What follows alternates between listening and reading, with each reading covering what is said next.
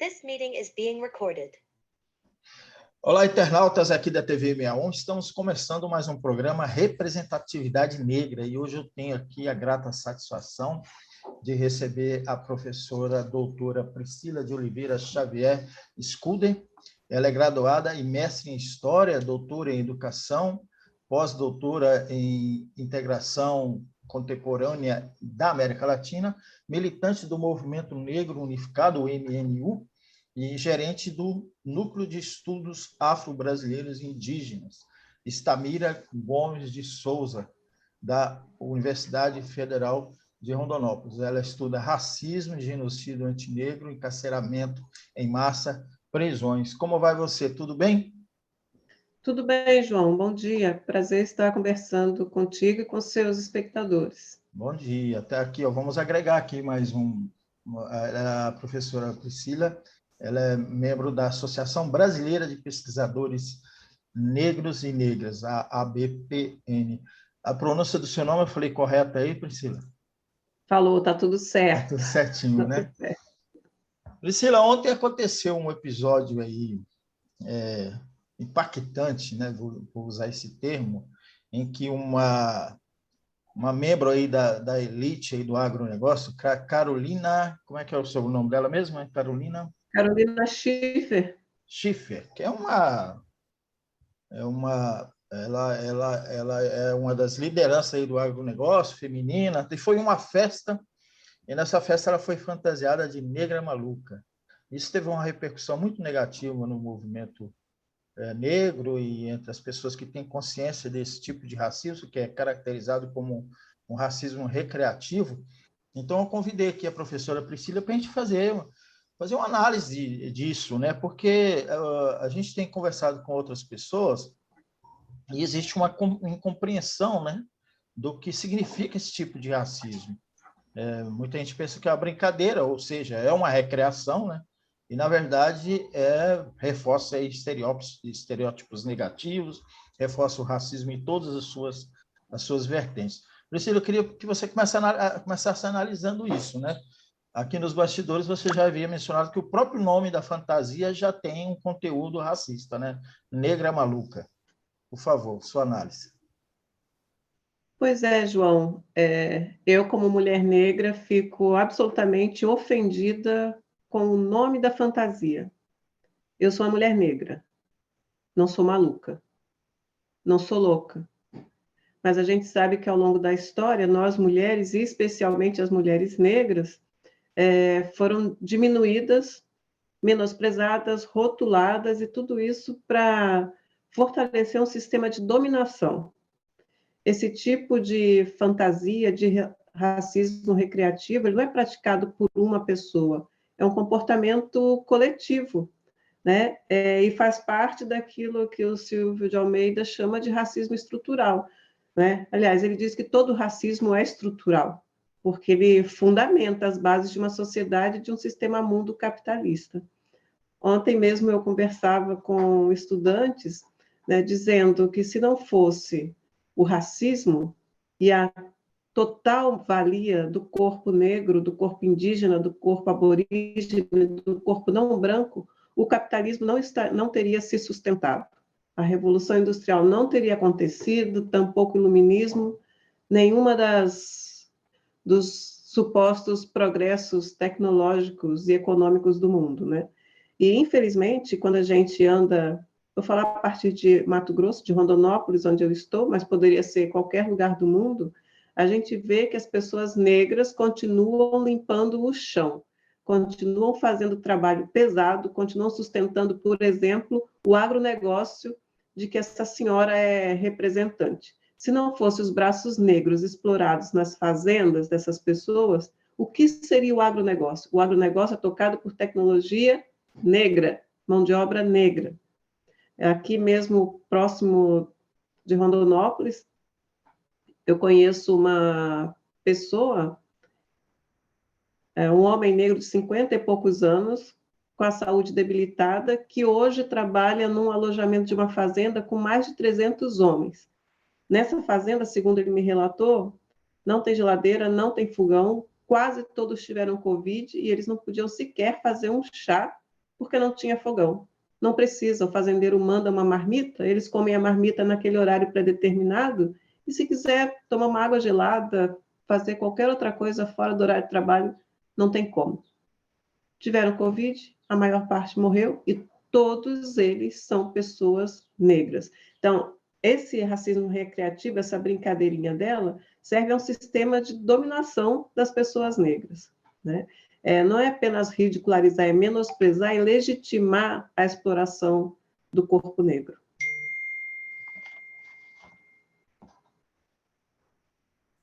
Olha, Priscila, desculpa, eu me embananei aqui com o meu mouse. Enfim, você falou de ridicularizar o corpo negro, mas a pessoa ali estava extremamente ridícula, né? Porque ela quis fazer uma brincadeira, uma gracinha, e, de fato, ela era extremamente ridícula. Mas você tocou no ponto do racismo estrutural, e tem coisa que só negro sente na pele, né? Eu costumo usar essa frase com muita frequência, né? Porque quando você reclama de situações de racismo, e aí quando você fala em racismo, as pessoas imaginam que o racismo é só aquele momento em que você é agredido, né, como raça, ou que você é vítima da injúria, né? Então, assim, as pessoas imaginam que o racismo é isso, né? Mas as pessoas não entendem o significado do racismo estrutural e do racismo institucional, que eles são sutis, né, Priscila? E é difícil entender. Por exemplo, a nossa colega Juliane Caju, ela distribuiu um texto muito interessante para todos os editores, repórteres das redações aqui dos veículos, pelo menos dos veículos de Cuiabá, fazendo colocando o posicionamento dela sobre isso, trazendo alguns elementos, algumas explicações, porque os jornalistas, principalmente os jornalistas brancos, eles não conseguem compreender a sutileza desse tipo de racismo, que às vezes não é nem sutil, né? Às vezes não é nem sutil. As sutilezas estão aí, mas a coisa é muito escancarada, esse racismo. Eu queria que você aprofundasse um pouco mais nisso, né? Sobre o significado desse racismo estrutural, porque, como você mencionou, eu esqueci o nome dele, o Silvio, né? Silvio Almeida? Silvio Almeida. Você se referiu ao Silvio Almeida, e é interessante quando ele diz isso, né? Todo racismo é racismo estrutural, né? E parece não, o conceito do Silvio Almeida converge muito com o de racismo recreativo elaborado pelo Adilson Moreira, né?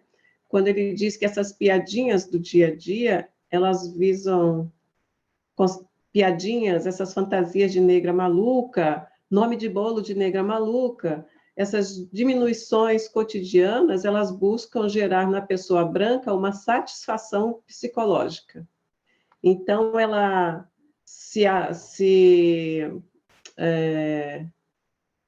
se garante diminuindo e desqualificando grupos que estão nos espaços vulnerabilizados, grupos minorizados, né? Então, para ela se sentir completa, se sentir uma pessoa especial, para ela ter uma qualificação positiva de si mesma, ela precisa diminuir alguém. E aí ela diminui pessoas que já estão vulnerabilizadas pelo próprio sistema capitalista e por esse racismo estrutural. O racismo estrutural, ele cria uma hierarquia das pessoas, né? E cria uma hierarquia no mercado de trabalho. Então, quanto mais subalternizado for o lugar da pessoa, mais pessoas no mercado de trabalho, por exemplo, mais pessoas negras nós vamos ver ocupando esses postos, né? Nas instituições, quanto menor for a remuneração, é a mesma coisa. Os professores negros, que é o lugar de onde eu falo, da universidade, têm os seus conteúdos, as suas aulas, a sua formação diariamente contestada e deslegitimada.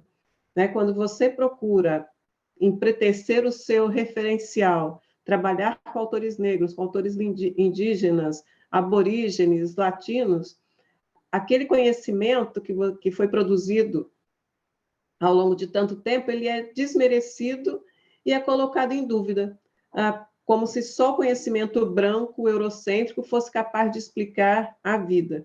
E mais do que isso, é como se os pensadores brancos pudessem explicar toda a vida em qualquer lugar do mundo. É como se o conceito de direitos humanos, por exemplo, criado após a Segunda Guerra Mundial, tivesse o mesmo sentido para todas as pessoas ao longo do tempo e do espaço. Então, quando eu digo homem na Europa, é a mesma coisa na América, é a mesma coisa na África. Quando eu digo natureza, é a mesma coisa em todo canto. Esse sentido universalizante do conhecimento eurocêntrico, racista, ele tenta nos explicar, e aí não dão conta. Né? O que eles entendem por capitalismo não dá conta de explicar a vida, porque eles tiram o conteúdo racista do capitalismo. Porque eles precisam o tempo inteiro dizer que aquilo que eles praticam não é total valia. Né? Total valia, exploração absoluta. Eu sempre conto a história de uma estudante minha, branca, trabalha numa pizzaria aqui em Rondonópolis, e um dia ela percebeu que o valor da pizza estava R$70 e ela ganhava R$70 por noite. Só que ela vendia 100 pizzas e os outros garçons vendiam mais 100 cada uma, e ela ganhava o valor de uma pizza, e ela falou, professora, entendi o que mais valia. Aí eu falei, é ruim, não é? Agora, você imagina no sistema escravagista que não tinha nem mais-valia, era total valia, era a extração total da vida, é a desumanização. Então, esse tipo de brincadeira da senhora da família Maggi, ela faz parte de um conjunto de ferramentas que tentam assegurar a população negra num lugar que eles determinaram ser nosso. Né? E legitimar as práticas de total valia que praticam, que o latifúndio pratica, que o agronegócio pratica contra pessoas negras. Racismo não é mimimi, não é coisa do passado, a herança colonial permanece, então a colonização do ser, então é como se nossos corpos estivessem ainda colonizados, né? É uma mentalidade mais que colonialista, ela é escravocrata, o agronegócio é escravocrata. Infelizmente, João, nós não nos surpreendemos. Seria bom se fosse uma surpresa. Seria bom que fosse sutil. Mas não é sutil para os brancos, para nós não, porque a gente sente no nosso corpo todo dia a violência do racismo. Não existe sutileza, não tem máscara, é escancarado. Um amigo meu, o professor Gerson, que é indígena, colombiano, ele diz, o racismo, além de ser uma prática, um discurso, uma necropolítica, é uma energia. Quem é negro sente, não precisa dizer nada. A gente sabe estar nos lugares, nas instituições, nos espaços públicos ou privados e sabe ser alvo de racismo. Então, não tem sutileza, não tem luva de pelica, é tapa o tempo inteiro, é genocídio, é criança morta com fuzil, é quilombo destruído, é terra indígena devastada. E nós estamos aqui na terra do agronegócio, né, João? Aqui em Mato Grosso, de cerrado queimado, de soja por todo lado, de água contaminada, regiões assim com alto índice de câncer. A gente come essa comida envenenada, e aí depois a senhora acha que pode brincar com a cor da maior parte da população, porque nós não somos minoria, nós somos minorizados, mas nós não somos minoria, nós somos a maior parte da população. Se juntar com os indígenas, somos ainda um número maior, e essa senhora acha que pode praticar racismo recreativo com aqueles trabalhadores que sustentam a boa vida que ela leva. Exatamente, Priscila. Você traz alguns Eu não estou elementos te ouvindo. importantes. Está ouvindo agora? Agora sim. Tá.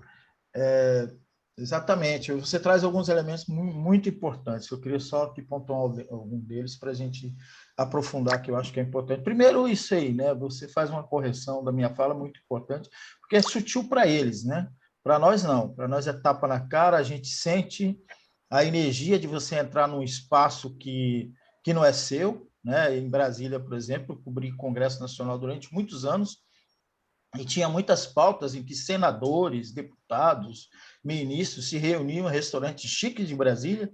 Eu chegava nesses ambientes com um crachá de jornalista, com um crachá de imprensa do Senado, e eu era direcionado para um grupo que estava sentado longe das mesas onde estavam as autoridades, E aí mas por que você está me mandando para lá? Eu falei, não, ali que é o lugar dos motoristas e seguranças, né? Então, quer dizer, um repórter negro com quase 40 anos de profissão não tem o respeito porque é negro e não menosprezando as profissões de motorista e segurança, né? Mas era aquele lugar, né? Como você mencionou no início, né? As posições subalternizadas, né? Que a gente era direcionado, e a gente sente isso na pele, sente quando entra numa loja, enfim, não vou alongar muito nessa minha premissa aqui, não, mas só para corrigir, inclusive, minha fala de que não há sutilidade para os brancos. Mas você traz um outro elemento aí que eu acho que é fundamental, e eu gosto muito de questionar isso, Priscila, que é a questão da luta de classes, né? Você mencionou a mais-valia, né? Então, a gente está aí, eu lembro que Marx tinha uma frase, dizer que a mulher é o proletariado do proletariado. Eu agregaria aí que o negro seria o proletariado do proletariado do proletariado, porque ele estava se referindo às mulheres brancas, né? Certamente. Então, eu queria que você aprofundasse um pouco nisso, o significado disso, né? Você foi lá atrás, num ponto que é importante, a questão da nossa herança escravocrata, como que ela serviu o capitalismo, e esse modelo de capitalismo, que esse modelo que vem originado lá do agronegócio, mas é importante, na minha concepção, que a gente aprofunde um pouco nessa questão da luta de classes, aí, da inserção do negro, do racismo, nessa questão da luta de classes. João, não dá para falar em classe sem raça, né? A teoria marxista ela é excelente, está, como disse Marx, a serviço da classe trabalhadora, né? Mas ainda assim é uma teoria eurocêntrica, né? Eu fico pensando, não é possível imaginar que Marx estava lá no período em que a Inglaterra estava lá se fortalecendo e despontando na industrialização e não observou o tráfico negreiro, não observou que tudo aquilo só era possível a partir do sequestro, do tráfico, da exploração de corpos negros, da apropriação das riquezas dos territórios colonizados. Para nós negros, estudar classe sem raça não faz muito sentido, né? Ainda hoje, se você tirar o critério de raça, como é que explica o crescimento do Brasil, por exemplo? Eu entro no shopping em Rondonópolis, que é um shopping pequeno, de uma cidade pequena, todas as pessoas que estão limpando o chão são negras. Se você parar aqui ao lado da universidade, no condomínio de luxo que tem aqui, às 5 horas da tarde, todas as pessoas que estão no ponto de ônibus, todas não, a maioria das pessoas no ponto de ônibus, as domésticas, são negras. Na universidade, os trabalhadores terceirizados são negros. Nas fazendas, os trabalhadores em situação de escravidão, não vou dizer análoga, porque para mim é de escravidão, uma pessoa que não pode fazer um chazinho à noite para combater a Covid, homens que morrem aos montes nos alojamentos fétidos dessas fazendas, para mim isso é escravidão. Eles têm cor, são negros. Então, nós ainda continuamos sendo a força de trabalho que move esse capitalismo cruel. É da África, da América, dos territórios colonizados que é extraído todo tipo de riqueza ainda, seja mineral, né? Seja humana. Você vê que os Krenak, o território Krenak praticamente desapareceu sob a lama de Mariana. Para quê? Para tirar minério. Né? O território Yanomami está sendo devastado. Por quê? Para tirar minério. Então, isso não é racismo? Isso não é racismo ambiental? De onde eles tiram? Eu estava lendo uma matéria que em 2000, não sei se você se lembra, em 2021, a Agência Nacional publicou o envio de 60 containers de lixo hospitalar para o Brasil. Foi um escândalo nacional. Por que esses países ditos de primeiro mundo mandam seus lixos tóxicos para cá e para outras partes do mundo? Outras partes do mundo de pessoas que têm cor, negras, América, África. Isso é parte do racismo, é parte do capitalismo. Isso ainda sustenta a riqueza do mundo. Então, lutas de classe para nós negros só, considerando a questão raça. E a extração de mais-valia absoluta. Não é qualquer mais-valia, não é um salário mal pago. É um não salário. é a escravidão por dívida, é a escravidão de todas as maneiras, é a expropriação das pessoas.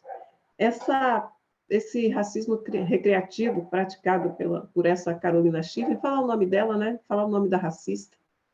Quando as pessoas negras morrem, eles botam o rosto, botam o corpo, quando são suspeitas, nem são culpadas de crime, botam o nome das pessoas negras, botam o nome do nosso povo em tudo, mostra a cara. Carolina Schiffer, o nome da racista.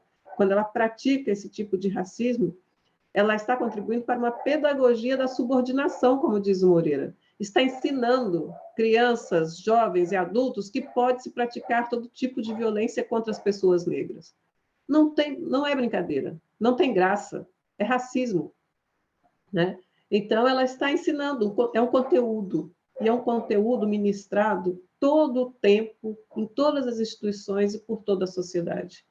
João, eu estive recentemente no shopping em Rondonópolis, tomando um café numa loja lá, não vou divulgar, loja de branco. E aí eu estava tomando café, tinha duas famílias com duas crianças pequenas, de 3, 4 anos, dois casais, né? E as crianças estavam conversando, eu e meu esposo ali perto, e uma criança olha para a outra e diz assim, você foi na festa do fulano? E ela falou, fui. Você tomou banho na piscina? Eu tomei, e você? Eu não. Aí ela falou, por quê? Ela falou, porque tinha um menino preto lá dentro. Os pais não disseram nada. Esse tipo de racismo dessa senhora está legitimando esse conteúdo racista para toda uma geração. E como é que a gente continua combatendo o racismo? A gente não tem tempo para parar, João. Não tem tempo de descanso. Não tem tempo de respirar, porque é uma violência atrás da outra. Quando não é o genocídio, o encarceramento em massa, o racismo nas instituições, aí eles festejam divulgando esse tipo de prática, né? Legitimando.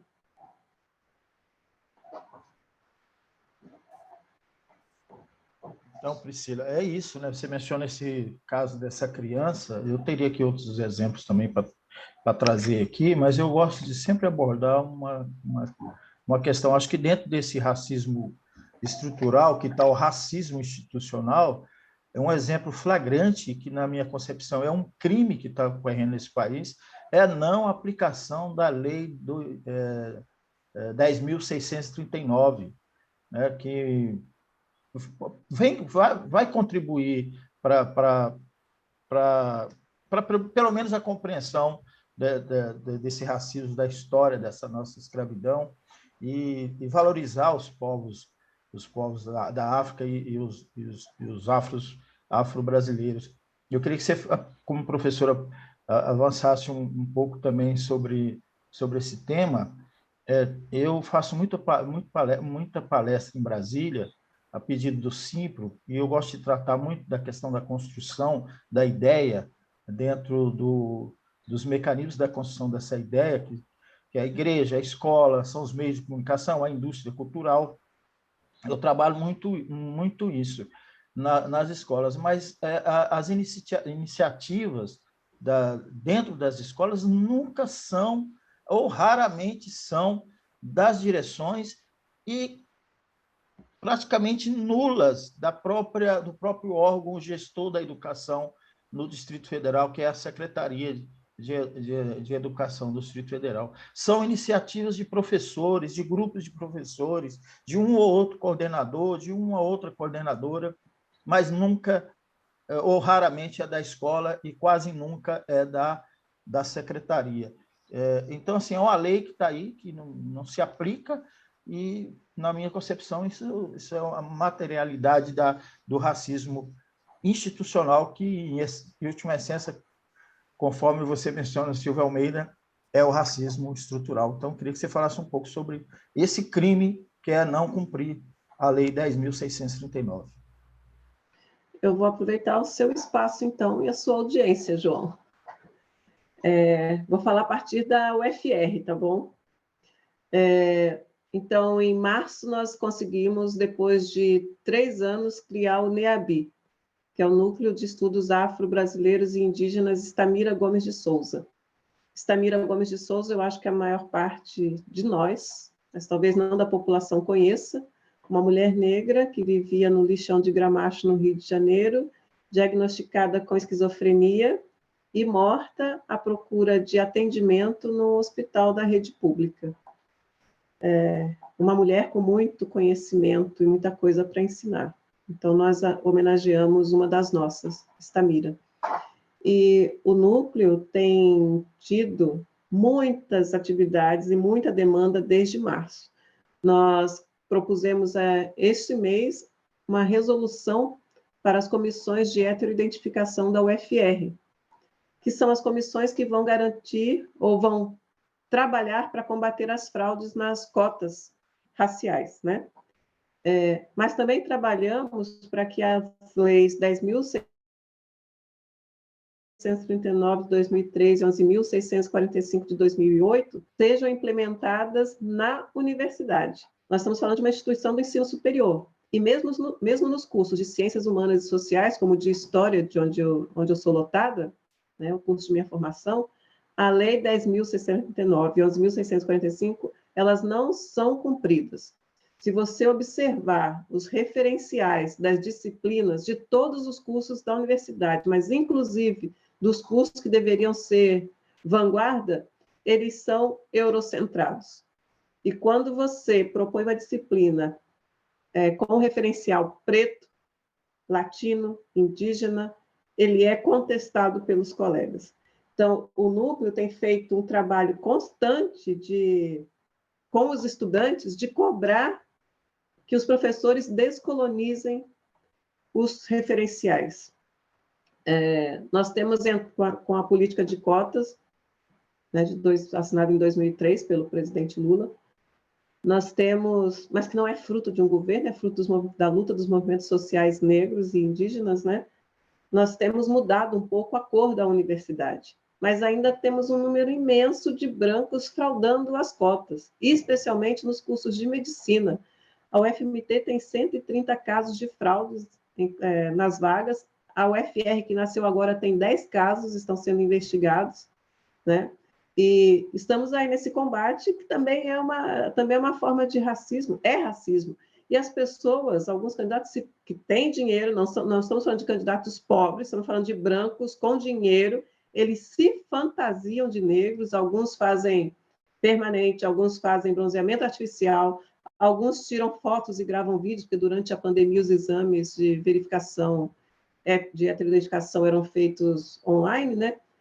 Mudam o ambiente onde a foto está sendo e o vídeo está sendo produzido para fraudar as fotos. Olha, nós temos um grupo de médicos fraudadores. Alguns que entraram por fraude nas cotas de graduação, depois de pós-graduação, e alguns estão em concurso públicos de vagas para negros. Fraudados, estão sendo investigados, né, com denúncia no MPF. Denúncias feitas principalmente pela Educafro, pelo Frei Davi da Educafro. Então, a Lei 10.000 e 11.000, ela visa contribuir para o conhecimento da nossa história, dos brasileiros de África e dos afrodescendentes, para ver se as pessoas deixam de praticar a ignorância racista. Na foto tirada dessa senhora aí do Grupo Maggia, a Carolina Schiffer, além dela estar fantasiada de negro, tem uma outra pessoa ao lado dela fantasiada de Cleópatra. Só que a Cleópatra é branca. Onde já se viu isso, João? Esse povo continua ignorando que Egito é África, continua ignorando que o Egito é negro. Eles não leram nada do Sheikh Anta Diop, eles não conhecem nada de história da África e de história do povo negro. Eles preferem acreditar que as pirâmides foram construídas por extraterrestres, por astronautas, do que por pessoas negras. É assim, é isso que o Adilson Moreira chama de pedagogia da subordinação, pedagogia da inferiorização. O Sheikh Anta Diop diz que a história do Ocidente é escrita sobre mentiras. É uma mentira contada repetidamente. Eu pergunto para os meus estudantes, né, para os alunos em sala, gente, vamos pensar assim, de maneira bem simples. Não é esquisito que todo o conhecimento do mundo tenha surgido na África, na Grécia e em Roma? Tinha uma água benta lá, porque a filosofia nasceu, a matemática, a química, a física, tudo na Grécia. Ninguém mais filosofava no mundo, ninguém mais pensava no mundo, ninguém mais produzia história na África, na América, na Oceania, só na Europa, e de lá se irradiou para o mundo todo. Não tem uma coisa esquisita nessa história, não? Vamos pensar com o Sheikh Anta Diop, que tem uma mentira grande. E o Sheikh Anta Diop, né, com 7, 8 cursos superiores lá, único egiptólogo negro até a década de 70, falando na Unesco, desenvolvendo pesquisas, não sei se você sabe, João, mas ele desenvolveu uma técnica que é usada até hoje, as pessoas não sabem que foi um homem negro que pesquisou e criou, que é usada para identificar corpos carbonizados, que ele, né, nas perícias, como é que se chama? Nas escolas politécnicas, não, como é que se chama aquele... Sabe aquela instituição que trabalha com IML, que faz o exame de corpo e delito, que identifica corpos? Esqueci o nome da... Estava mutada. Polícia Técnica, né? Politec? Polícia Técnica? É uma coisa assim. Bom, mas a técnica é para identificar corpos carbonizados, que Sim. foi desenvolvida pelo Sheikh Anta Diop na Universidade de Dakar. E ele desenvolveu essa técnica para identificar, para provar que o DNA das múmias egípcias era negro. Ele trabalhou anos a fio para provar que o Egito é negro, né? O Sheikh Anta Diop teve sua tese de doutorado rejeitada, assim como o Frantz Fanon teve que reescrever porque a Europa, a Universidade de Paris, não estava pronta para sequer pensar a partir de uma outra perspectiva, né? Então, o racismo é fruto tanto do capitalismo quanto da ignorância desse povo. Então, essa senhora vai lá na festa e posa de negra maluca, que é absolutamente ofensiva, com uma egípcia branca, uma Cleópatra branca. Eles deviam estudar um pouquinho, né? Dinheiro só não resolve, não. Deviam parar de passar vergonha. Está ficando feio, está muito feio.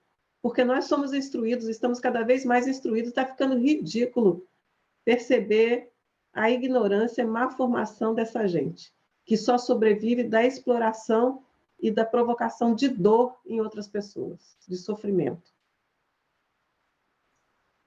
Verdade, Priscila. Felizmente, o nosso tempo aqui está se esgotando da nossa delimitação. Quero agradecer muito a você, foi maravilhosa essa entrevista, muito esclarecedora, a gente precisa conversar mais. Faz tempo que a gente está querendo se falar aí, né? Você teve aquele episódio lá, a gente não vai ter tempo de falar, mas a Priscila, ela sofreu uma agressão de um bolsonarista, um fascista, quando ela se referiu que o genocida foi responsável pelo genocídio, pela morte de mais de 600, quase 700 mil pessoas nesse nosso país. Esse genocídio Entre elas, meu pai. Inclusive o seu pai, né? Você até mencionou o exemplo do seu pai. Então, a Priscila trouxe isso aí. Eu queria falar com ela um pouco sobre isso aqui, mas o nosso tempo está aqui esgotando. Só quero trazer aqui que ela se referiu a Estamira. Tem um documentário lindo, né Priscila? Da Estamira. Eu vou tentar achar e colocar no link aqui da nossa... ali na nossa descrição, colocar o link aqui na nossa descrição. Agradecer você, Priscila. Rapidinho, assim, suas considerações finais para a gente encerrar. Minhas considerações finais. Nós, povo preto, estamos cada vez mais informados. Cada vez mais valorizamos os nossos mais velhos, os nossos iguais e os nossos mais novos, a quem eu peço licença e a bênção. Nós sabemos que combater o racismo é um legado, é um preceito, e nós vamos cumprir, vamos continuar cumprindo. Eu acabo citando a Conceição Evaristo, que eles combinaram de nos matar, mas nós combinamos de não morrer. O colonialismo e a escravidão não venceram. Nós estamos aqui hoje falando com liberdade, conscientes do nosso papel no mundo. Nós não vamos morrer. Racistas não passarão. Não passarão. E com as bênçãos dos nossos ancestrais e dos nossos orixás. Só curioso saber que orixá é esse aí do seu lado aí. É o orixá? Não. Aqui em cima, aqui, ó. Não, em cima, no alto. É uma bruxa, mas aqui do meu lado está a nossa ancestralidade. Os pretos velhos estão aqui comigo. Ah, maravilha, maravilha. Ela e ele. Sensacional. Nossos pretos velhos, né?